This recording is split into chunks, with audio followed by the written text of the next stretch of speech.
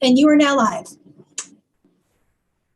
Okay, thank you. This is Senate Appropriations, and we are hearing from the administration regarding the both the personnel and the funding necessary to support the workload that is that are being considered as part of our ARPA funding initiatives. And we have them in a number of departments. Several are in A&R, ACCD, and so the budget as it currently has been configured may have appropriations, but doesn't address in all regards the workload and the staffing requirements that come with those appropriations. So I thought maybe it would be good to start off with Commissioner of Finance and Management, who can speak to it kind of broadly throughout state government, and then we could have the agencies that are making some the requests for positions, and I guess some of them would have to be, not some of them, would be limited service. I assume that's what's being requested because they kind of are in similar circumstances if you were getting a federal grant and you would need staffing to execute the work of the grant. So if Adam, if you want to start first, I know that you sent us a summary sheet, which is Chrissy has provided to us, and it goes with ACCD, A&R, and then there's some in BGS and this Agency of Administration Secretary's Office. So I'm going to let you kind of give us the overview of what this looks like in total and in terms of number of positions, and then I'll let the agency speak to the requests in more detail. So I'll let you take it from here, Adam. Thank you, Madam Chair. Good afternoon, everyone. Adam Gresham, Commissioner of Finance and Management. I want you to know your name now on the screen is Adam Brushing, B-R-U-S-H-I-N-G. Well, it's better than, I don't know if many of you remember Wendy Knight, who worked for ACCD for a number of years and then left, and she's recently rejoined us as Deputy Commissioner in Department of Liquor and Lottery. I reached out to her a couple of weeks ago and missed her, so she returned my call, and I get a message from her, and the transliteration of the message is Wednesday night. Wow. Oh. That was really precious. So I've probably been called worse. I'm sure we all could say that about ourselves. Anyway, I think for context, and the administration in its ARPA proposal, the American Rescue Plan proposal, submitted administration costs over the life of the 3.5 to 4 years of American Rescue Plan asset expenditure of $17 million. And we provided a broad breakdown of that spending, but notably, we had listed $6.5 million would be needed in fiscal year 22. And so we were, I think, quite rightly asked to provide some explanation on what that would be. And so that is what we are here to speak to. I would, before, and I have the luxury of having Secretary Curley and Secretary Moore with me, who can provide many more details than I on their particular request. But before yielding to them, I did want to say that the sheet that you see in front of you provides administrative requests that we believe are expenses that are not specifically programmatic. By that I mean our operating assumption is to follow kind of the same protocols we used for the appropriation of the Coronavirus Relief Fund monies. And that is that appropriations that were for standing up and administering a program included in them small amounts that were for administrative costs, for example, for standing up Salesforce or for providing resources, people or operational resources for carrying out the program. And our assumption with the American Rescue Plan monies is the same. So the requests that we are making here are for more general operating expenses and or for people or resources that will be kind of cross-programmatic. They won't be specifically aligned with one program if they're administering a program, but they will be people who can wear many different hats or resources that can be applied to different programs and are more kind of agency-wide as opposed to one specific task. So that's what you see here. And as you can see on this list here, in some cases, for example, with A&R, we've listed out, according to their guidance, specific positions that they will request. In other cases, we haven't specifically delineated positions, although we certainly will. But we've given an estimate, a close estimate of what we think the administrative costs will be. So are there any questions on kind of the method we use to develop this sheet and the kind of the difference between general administrative and specifically programmatic administrative costs? Questions on that? Okay. Some of these positions I don't see necessarily with the flexibility. It seems like an environmental engineer for dam safety. That's a pretty specialized area of knowledge and skills. I would see that some of the positions needed really come and are very focused on specialized functions and wouldn't lend themselves necessarily to helping with the workload and in a sister agency, and others might have greater flexibility. So I guess it depends on the nature of the work that has to be executed. I just wanted to ask, a Secretary of Agency of Administration, Secretary's Office, is that when you're talking about audit support, contract services, and limited service positions, and we don't have the Secretary Young, are you going to give us what limited service positions? I just want to make sure. I thought you said you would more detail, like in 2 million. I'm assuming some of this might be continuation of the work with Guidehouse, which would be contract services. But I wasn't sure about the limited service positions. So, and you're right, Madam Chair, the contract that we have currently with Guidehouse, that would be part of this. But also I would note that Doug Farnham, Chief Operating Officer, has spent his time not exclusively on Coronavirus Relief Fund and soon to be ARPA allocations, but has spent a fairly significant amount of time. And you'll also recall that part of his cost and salary has been paid for with the Coronavirus Relief Fund. So this would be a continuation. In addition, I would note that with the expected departure at the end of May, the retirement of Sue Zeller, some of those functions, and she has also helped us on federal funds, Coronavirus Relief Fund notably.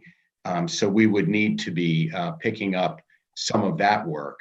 So we haven't with precision yet figured out how many positions or who, but we are just trying to anticipate that it will require some additional resources that at the moment the Agency of Administration's office does not have.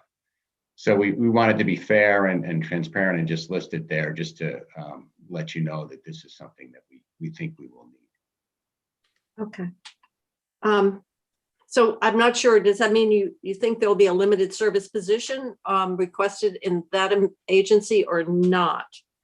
We believe there will be. We have not made that request yet, but we believe that that is likely, yes. Okay. All right. Any other questions of Commissioner Gresham? Are there, with the ARPA funds, some funds come with limitations. I don't think this does, in terms of what are permissible or limits on administrative costs. So that is one area that's one reason why we haven't, particularly in the Agency of Administration, been more specific. We're kind of awaiting what their guidelines will allow. We have, reasonable certainty that it won't be all that different from the Coronavirus Relief Fund, but we just want to make sure we cross those T's and dot those I's before we actually ask. Okay. Committee, any other questions of the commissioner? All right. So I thought it might be useful then to hand over to Secretary Curley so she can be more, Yeah, I was going to just do that. I wasn't sure whether you wanted to have Secretary Curley or Secretary Moore. They're both here. Who's ever scheduled. We do have, and I don't know if we have it for ACCD, but we do have it from ANR in terms of the positions and administrative costs. So did you submit the same document, Secretary Curley? I did not submit that. I think the only thing that you have related to the 1.8 million that we're proposing for ACCD probably came on Commissioner Gresham's submission. I don't know if it's broken down that far for what you got, but it would be $1 million for housing and community development and $800,000 for the Department of Economic Development. So, you all know that the work, the grants and the work that we've been doing in our agency this year has multiplied by about actually 10. So we're putting out a lot more, and we've been really fortunate to get a lot of help from agencies around the state, the Department of Financial Regulation, ANR, ag, the list goes on. AOT has provided us with people to help us write the grant agreements for all of these grants. So we continue with more money coming to us, which we're extremely excited about. We continue to recognize that we will need resources to be successful, to continue to get the money out the door for the capital investment grants, the additional economic recovery grants.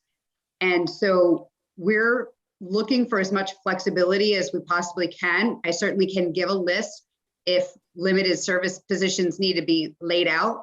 My concern in our area is we're having trouble filling limited service positions already in our agency. So to the extent that we have to have money available to contract for that work. So for example, if AOT is providing us with folks to help us write grants, we need to be able to pay those salaries. So we would need the resources, the cash to be able to pay their paycheck, so to speak, as opposed to hiring a limited service position. So again, I'm happy to structure it however it makes sense to you. But I just wanted the group to understand what we were trying to get to. The 1.8 million would be about 2% of what we received in the budget as passed by the Senate on Friday. And we've seen in the past with the CRF, we were running around 2.5%. I would argue that that doesn't cover infrastructure systems upgrades that need to be done. But as I understand it, and anyone can correct me if I'm wrong, if we can truly tie it to the particular grant program, we can use those funds to cover those costs that are specific to enabling us the ability to actually administer it, the IT infrastructure. So that's really all I have to add. I'm open for questions and also recommendations if you really need it to be very detailed and specific. I just get anxious about it because just times are challenging and we need to be nimble. Okay. I'm just trying to figure out how to proceed with what you're saying. Even if we give you limited service positions, your testimony is that it's still very hard to hire. Actually, it doesn't matter whether it's permanent, limited service, or whatever. Our everybody's looking for employees, and the more specialized the field, I suppose the more challenging it is. So if you are looking for, normally we create limited service positions and we need a title. Right. And so I don't know if in the next few days, we're not going to have the budget conference, I don't think, by Friday, end of business. It would be nice, wouldn't it, to have us out of Dodge? But if you want positions created, we have other places. I think we have done some kind of either or. That would be great if we, again, could have, the ability that if we cannot get those positions filled, that we would be able to, use the money to hire or to contract. So I could ask some of, my folks in my agency, and I'm sure maybe Secretary Moore and maybe Commissioner Gresham know as well how to maybe structure the ask there. But if I could ideally ask for an either or, if we're unable to get these limited service positions filled, that we could use the money to contract. Again, bottom line is we just want to be really successful in getting the money out the door, and we're increasingly concerned the more volume that's added on. If we don't add some resources, we're really going to struggle. How many positions are you talking about? I mean, $1 million, all of these are very round figures. So it was like, yeah, because you've got contracted projects, or maybe you were looking, were you contracted projects separate and apart from contracted services or contractors? And then the audit and general overhead. I guess what you're talking about is when you have to transportation money, if they're lending you staff, right. You're saying your cost allocated over to you rather than out of the T fund, for example. So our contracted projects, I know we had to put money into Salesforce. I know we had to do some upgrades like that. So I'm just wondering, out of the $1 million, which is kind of a nice round number, what you're seeing relative to the positions versus what you think you'll contract, and just a breakdown of what that $1 million, within that $1 million, what you see is needed for positions or contracts. Yeah, if it would be okay with you, I'd love to regroup with the Commissioner of Housing and understand. My best guess would be it would be like 3 to 4 limited service positions plus some contracts. But I really would, if it's all right with you, I'd love to double back with him and make sure that I get it right. So okay. And I can, all right. I will do that right away. Okay, Senator Starr. Does someone have a dog? That was Senator Starr. I can hear. I thought I could hear a dog bark. That was my dog. Oh, well, Senator Starr is muted. Now he's unmuted. Yeah. If you, I can understand if you contract like with transportation to do some work, you need to pay them, but they should have some extra money because they aren't paying that same person working there. And the other issue is, and have you figured that into your calculations, or is it just a plus for transportation if they can get one of their workers working for you? And the other question is, last year, Ag Agency took care of any Ag applications, and I'm wondering if you're going to contract with them to help do any Ag applications that come through ACCD. Okay, so to answer your question, I used transportation as an example. If we contract with them again, it's very likely that it'll be overtime for us because those employees are still needed by transportation, but they're willing to help us if we're arguably, if we're so desperate that that's the only place we can find it. So we're not able to say that it would necessarily come out of transportation's budget. It really would depend on the scenario. Ag, we absolutely work great with Ag.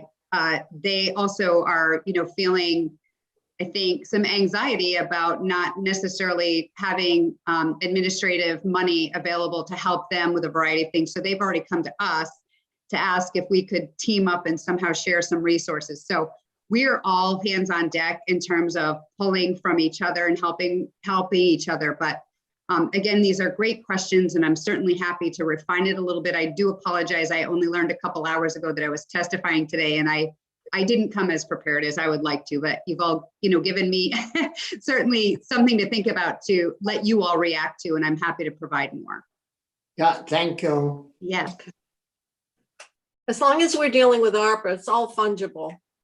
But there are times when, for example, I know that VR counselors were pulled to help with the UI benefits. When you've got a federal program that meeting 80% of the cost, you've got to be careful about how you're charging those expenditures. If we're talking about ARPA and just maybe in different departments pulling staff, then it doesn't pose the same kind of problems as it does if you have staff that are being paid for under some federal funding stream. That those programs don't like picking up the tab for programs other than their own, and it causes an audit problem. But ARPA is ARPA regardless of where it's allocated.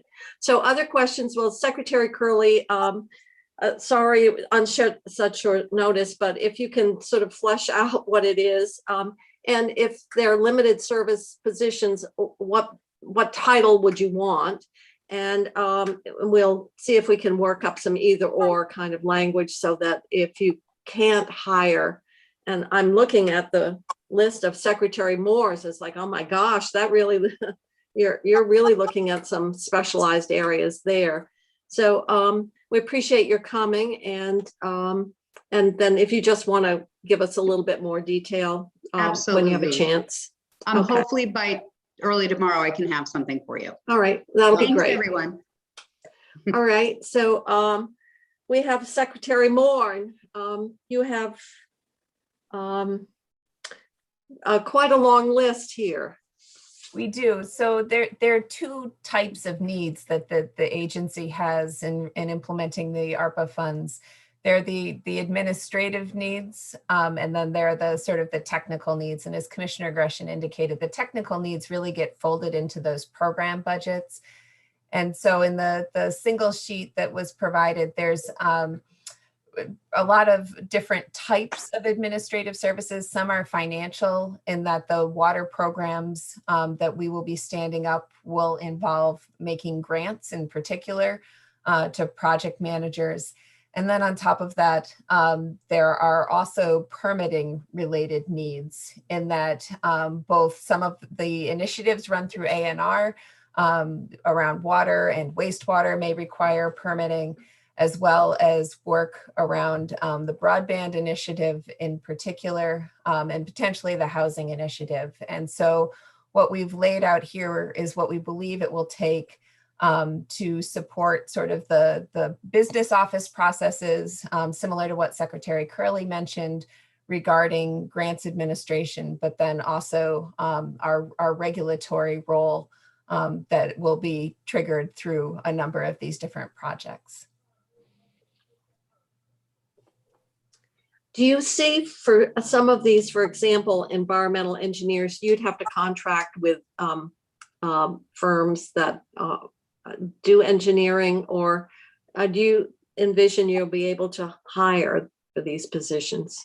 We anticipate being able to hire for those types of technical services positions. We have over the last couple of months had a number of positions in these areas that have gone out for recruitment. And have had fairly high response rate and interest in recruiting. So I'm not anticipating anything would change, since these are very much of the ilk of a number of positions we've successfully recruited for recently. Okay, so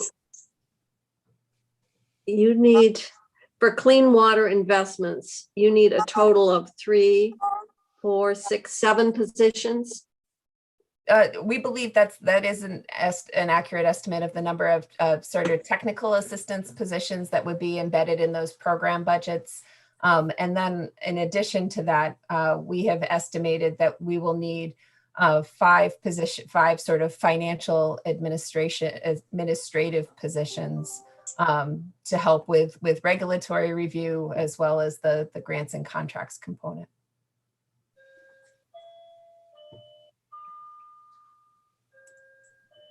Am I missing one? A financial manager, 2 grants, a regulatory, and then temps. So it looks like you need 4 plus temps. Sorry, I'm just switching files in front of myself. I had a financial manager, a financial administrator, 2 grants management specialists, and a regulatory policy. I missed the one over there. All right, the financial administrator. Correct. So that's 5 plus temps. Correct. And if I can jump in on the temps piece, the temps is really just if and when the invoices start to hit for those grants and contracts that we're going to do. And our sort of payment site, our payment of invoices is very cyclical, right? You can imagine when the parks are operating, we're paying a lot more bills than we are when the parks aren't operating. And it's really just to sort of backstop in the event that a bunch of these payments start to go out at the same time at our sort of normal peak cycle, and we could hire basically just data entry people to help out to just clear invoices. So it's mostly a just in case, so we can keep making sure that people get paid timely through the next couple of years with this change in the amount of money flowing.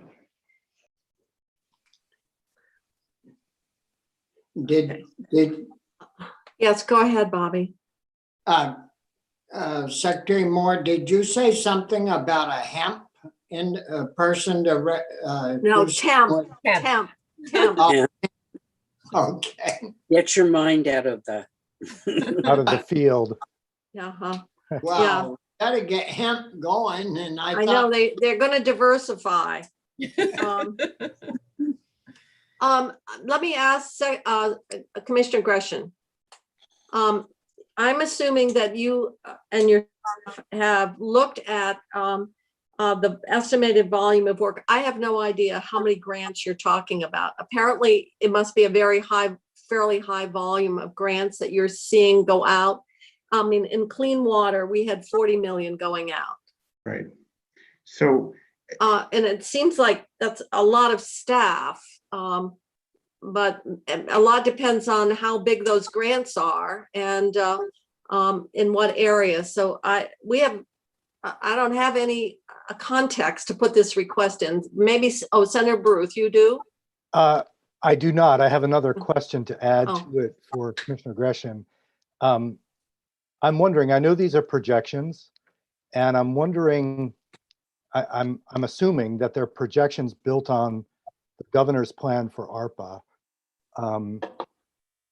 To what extent does that assume that the legislature ultimately goes along with the governor on his plan? So in other words, what we're getting here are personnel requests that are, in essence, assuming that we will ultimately agree with the governor.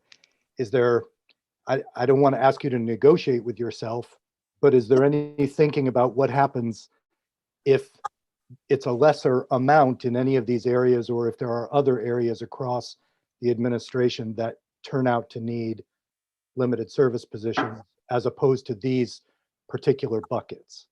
Does that make sense? It does. And so the proposal that we submitted, as you might imagine, was designed for the proposal the governor submitted. And one of the reasons why we were more general in our administrative ask was because we were aware that there would be a negotiation session, and most or some of what we submitted would go through and some would not. So after we had a plan and after we had law, we would be able to sit down and determine what the costs were. Another way we could have gone about it is simply said, 2% admin costs across, a bunch. And We decided not to do that, although I think I would note that the requests that we are making are in most, if not all cases, 2% or less. But this document that you see and the larger document that was embedded in the governor's American Rescue Plan proposal is strictly for the governor's proposal. And that's not so much of an issue with the clean water because the 40 million is exactly as proposed. Right, and broadband is very similar, and so I think you'll find that many of these will apply regardless of who what we end up with at the end of the session. But to the senator's comment, he's right. I mean, to the extent that there are changes, then this will have to adapt also. Madam Chair, question. Actually, it's on page 2 of Julie's email. It said, in the event a plan is sustainably, I guess you mean substantially different from the governor, not sustainably different, then that would be obviously impact staffing needs. When we get into climate, we just have intent for 100 million in 20, out there. That was a total of 200. It's a very general. We don't have the climate action plan yet. We have some things here. So for example, the state hazard mitigation planners, 2 of them. And that's for climate action. I guess we put in weatherization. There were other parts. We put in an intent on 100 million. Could you kind of walk through the hazard mitigation program? Is that was the governor's proposal to buy properties that were not FEMA eligible, but were in vulnerable areas for flooding. So that would be an example. If that money doesn't go in now, or that goes in a subsequent year, then those positions on hazard mitigation planners would, to take Senator Baru's comment, would be contingent on that particular allocation being funded in the final analysis. That was our intent, yes. Okay. Are there any, okay. So, Madam Chair, why Yeah. wouldn't it make sense to give them up to the 2% administrative costs and depending on either way we go, they could divide the resources up with the number of people that they need to do the work? That will work, but it doesn't create, we have to create limited service positions. Oh, If that, that's something we do, either permanent or limited service, and limited service are just the same as we would if we had a grant coming through joint fiscal. So we can, we could just say up to 2% can be used for administrative activities, but if you want to hire into limited service for a period of time, we still have to we have to create them, and we have to have the titles of the positions we're creating. so we need to itemize all of those positions then.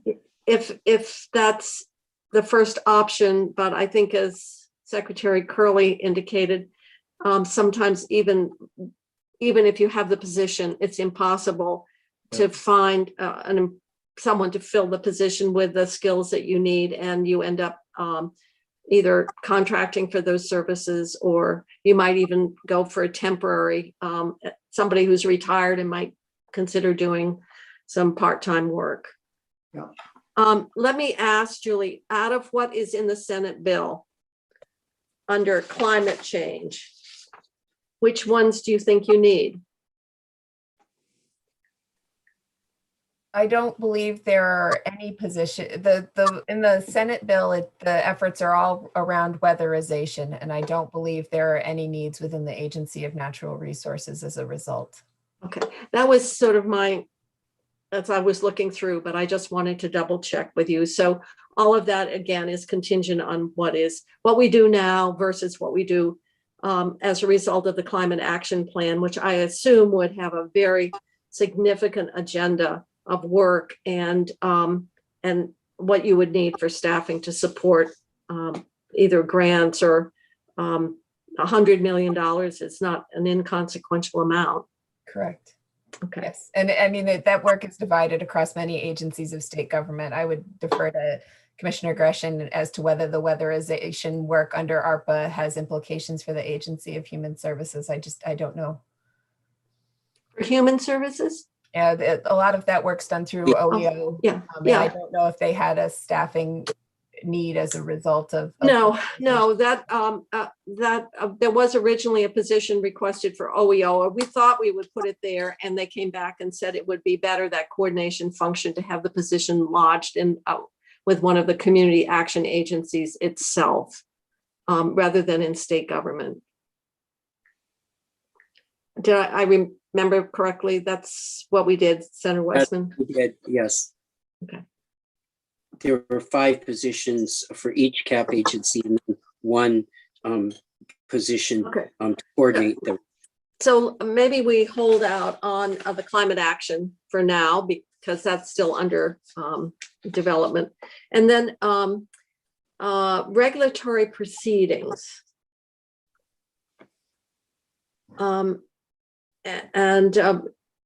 We do have the broadband bill coming in this afternoon. So can you link the requests for the 120 and the 120 with the bill that's coming to us? Yes, so we are anticipating that a number of those projects, and again, it's a bit difficult to know exactly what, but will require either Section 248 or Act 250 permitting. And so the two places in the agency where that work generally falls are in our Office of Policy and Planning in the central office, and then the Department of Fish and Wildlife, in terms of if there's new alignments or corridors that are necessary, often participates in those proceedings. So let me ask, the Senate bill, we actually appropriated 100 million with an intent for 50, and conceivably in the future there may be more funding for that. Do you see the 240 as something that should come out of that 100 million? So that's when you're talking. That's why I'm trying to get clear, because you were talking about as it relates in programs. So would this be an example out of that 100 million, X amount goes to this, or is this an add-on? And I'm just asking how you envision this request. Yeah, I guess I would defer to Adam. In sort of thinking through our requests, we've looked at permitting functions as sort of being on the part of the administrative request, as opposed to kind of the technical assistance functions where we're helping do project development and other work, being part of the programs themselves. But I don't want to. Right. That's the way the spreadsheet was set up. Yes. So, for example, the 100 million, are you referring specifically to the broadband allocation? Yeah. Mm-hmm. Yeah, I mean, you'll notice that there are no requests on this sheet for Public Service Department. That does not mean by any means that they're not going to require resources, but our operating assumption is that they would be operating programs, for example, with the CUDs, that would require expertise and resources that would come out of that $100 million allotment. Okay. But for the purposes of these positions, which seem to be more tangential, in other words, because of the regulatory connection of that work, this request for the 240 really stands by itself apart from that 100 million. That's all. Correct. I'm just trying to clarify. That's correct. Okay. All right. Okay. If I may add, the information we received from A&R in compiling this information in finance and management also indicated that I believe those positions would be utilized for broadband and for housing review as well. So not just positions associated with just one program, but evaluating programs that were part of different ARPA appropriations. That was some of the information we received. Okay, so let me ask just for clarity, because we got this in a couple of places, and that was somehow the requirements for Act 250, and I think it was part of the governor's original proposal that there would be funding to expedite permits, and there would be an expedited sort of a different approach toward permitting in Act 250. I don't think that any committee ever moved. Transportation certainly did not, to alter anyway the Act 250 requirements. I just want to be clear. These positions would help to comply with Act 250. It's not contingent on somehow in some bill, there is some provision that Act 250 provisions somehow are waived or altered in any way. You are correct. Okay. In each instance there was a proposal for both expedited permitting and some regulatory relief in designated centers. To the best of my knowledge, that hasn't left any committee. There was some testimony taken in both Senate and House Natural, and that neither has any of the funding that was associated with this. This is really to facilitate our, as a statutory party, our participation in the proceedings so that we can ensure that we're not a hurdle here. Okay. All right. I just wanted to be clear on that because I know that has been a concern that was raised by some of our colleagues. Other questions of Secretary or Emily or Artie or Adam? We going to let them off that easy? Okay. Chair, I did want to point out that there are a few more within the agency of administration that the committee should be aware of, specifically to support what we anticipate being a substantial increase in the workload within our purchasing contracting. Oh, you're talking about BGS here, the $1 million? Yes. We've noticed certainly with the coronavirus relief fund, and we anticipate the same with the American Rescue Plan monies that will require in Deb DeMoore's group a fairly substantial, beefy increase in their workload. So there is some money set aside for them that we think will be hopefully enough to keep them going and provide them additional support. As well, there are, expenses that frankly today I can't put my finger on immediately, but I know that they will be there. And so we have a amount set aside for additional unanticipated, but likely in some corner expenses for say ADS or transportation, NRB or the like, that we are simply anticipating coming to you guys on bended knees sometime 6 months hence, and thus doing it now. So I did want to address that those are also on that sheet that you should be aware of. Could you explain BGS a bit more in terms of what you see their role would be? I don't even know what whoever has BGS, I guess we could look at, what $1 million against what's their budget. So in BGS, predominantly, we're dealing with contracting, and some of that is pretty simple. For example, a building, call it electric vehicle infrastructure, that will need to be supported by the state, and there will be mixing with federal funds, and that requirement, will require some expertise about people who know how to do that. For example, bolstering the infrastructure for state parks. There's a lot of purchasing that goes on there. Some basic materials, some not so basic materials. So some of it is very simple, just more order flow, but some of it requires someone with knowledge of the use of federal funds and mixing with state funds. And all of that, or not all of it, but a lot of that goes through BGS purchasing. We also have statewide purchasing contracts that kind of run across agencies. So I think it's just important to acknowledge they've been very, very stretched. In the early part of the pandemic, I mean, they were buying hundreds of thousands of masks and oxygen and all the other stuff we needed for our emergency operations center. But, that has fortunately mellowed out, but they're still, substantially involved in the purchasing of equipment or negotiating contracts for outside vendors that, has resulted in a substantially increased workload. And they simply need support. Okay, well, I'm just looking at it. Their budget, what we've appropriated for the BGS for purchasing is 1.2 million. So $1 million on top of it is almost a 50% increase. The 100 increase. I mean, 100, it's double. Sorry. Yeah, you're right, Bobby.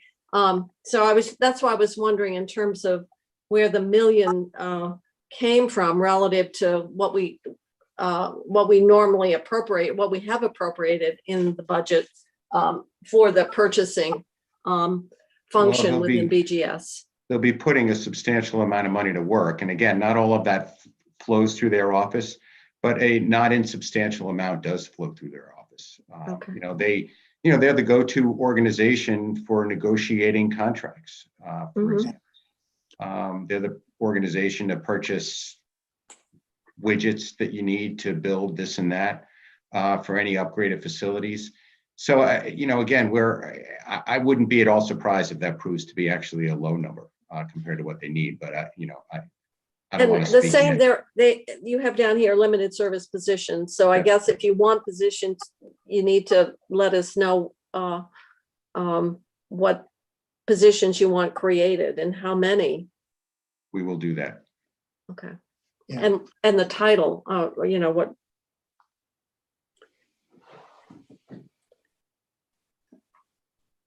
Yeah. I have a question on. Yes, Bobby, I can't see you on my screen. So yes, but I know that voice, Senator Starr.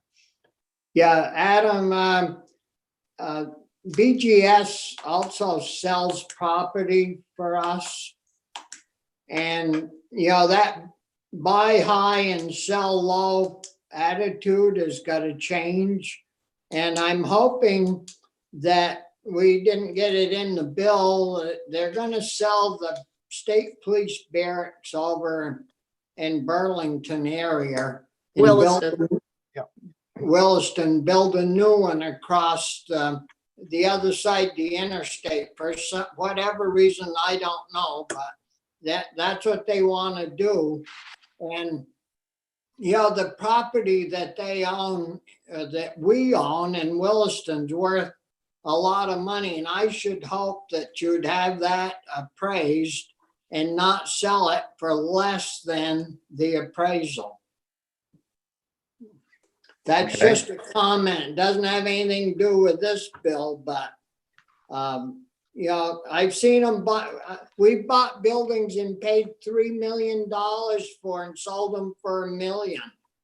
And those days have got to change. Well, that's called that's helping the economy.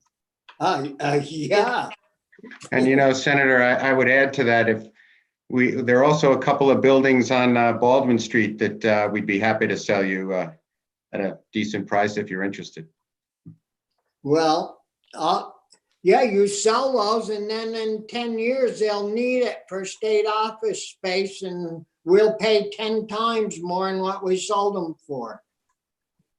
And we did look at the statute and the requirements. This issue came up, and it had to do with the bids. And sometimes you can get bids that you want to reject. They're absolutely too low. You're not gonna bail on the property and sell it for something that is substantially less than appraised value or fair market value. but it seems like that's a very desirable location. That replacement has been, it's a hard location to come out of. That's a dangerous section to pull, to have emergency right there, but that's been on the plans for quite a while. So we did look at, what the statute calls for when we're disposing of state property. And it says highest bid, I think, and it should say no less than the appraised value or the fair market value. There may be sometimes when the building in of itself has such limited utility that's a problem. I know selling the buildings in Brandon or Week School, those structures tend to be difficult to sell. At least that's been the past experience. So a lot depends on location. I imagine right there in Williston, that's very desirable, but sometimes where we own property varies a lot. But anyway, could you put that on your list of something to pay attention to, Commissioner? I will indeed. Okay. Thank you. Any other comments? Okay. So tomorrow we'll just get a little bit more detail. And Stephanie, are you on? Do we have anyone from Joint Fiscal other than There's Chrissy? I think Steve is on. Steve? Well, I thought I saw something said he left. I think Steve left, but Stephanie's still here. Okay. Oh, all right. Thank you, Stephanie. All right. Any other questions? Otherwise, I'm sure our witnesses would like to get back to their other work at hand. Okay. Thank you. Thank you, Madam Chair. For coming. Yeah. Any other questions of Adam since we've got him? I guess not. Okay. Then the other bill that we have is the H360, which is the broadband bill that just came out of Senate Finance. The money that was in the underlying bill, which came over from the House, had the 150. We had pulled that out, and we didn't pull it out exactly. We anticipated it. We appropriated the 100,000 in the budget with an intent for another 50 million to get to the 150. So I think that's obviously that's why we're getting that bill today. Senator Cummings is the reporter of the bill. I don't know if she's available. Chrissy, what time did she say she might? She will be joining us at 2:45 along with Maria Royal via phone, and they have a section by section, which I sent you earlier, as well as a review of the strike all amendment they're proposing. So 2:45. 2:45. Okay. Then that's in about 15 minutes. So I'm going to say we recess, go off.